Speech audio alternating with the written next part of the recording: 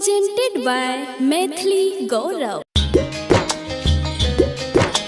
Singing by Gaurav Thakur. काले होई जाए तो तोहार बियाह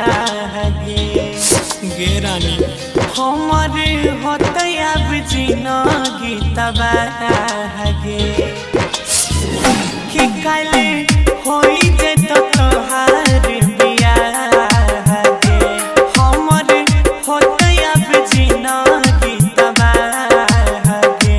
अपना माई बाप ले भी है आँख के तारा के जाने अपना माई बाप ले भी है आँख के तारा के जाने करो कर देवे तू तबे सा हारा के जान हमें मरबयू हो है तबे सा हारा के जान कम से कम हमर माइयो बाबू ख्याल में रख ले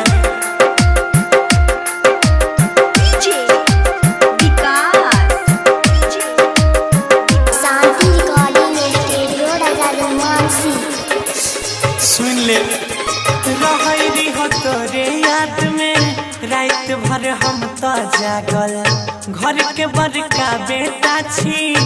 आप सब कहे पागल याद छो आए रहरी हो तोरे याद में जाने रात रात भर जागल घर के बड़का बेटा छी कहियो सब कहे पागल जिंदा रहलो पे है तई नहीं गुजारा के जाने जिंदा रहलो पे है तई नहीं गुजारा के जाने करो कर देवे तू तबे सा हारा के जान हमें मरबयू हो है तबे सा हारा के जान हमरा साथ साथ हमरा परिवारों के बर्बाद करबे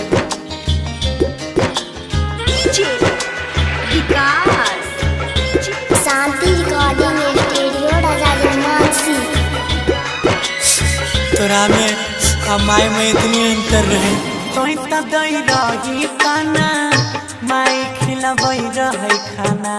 रहबे खुश सैया संग में ऊ के ना रहते बेगाना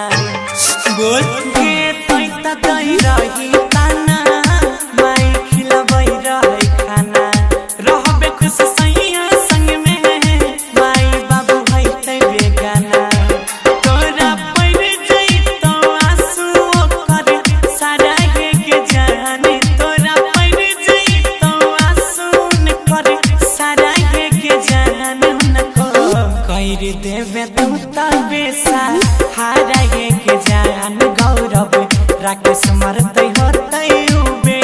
सहारा के जान हमरा माई बाप के कने तहु खुश नहीं रह Recording by Ajay Star Bihar.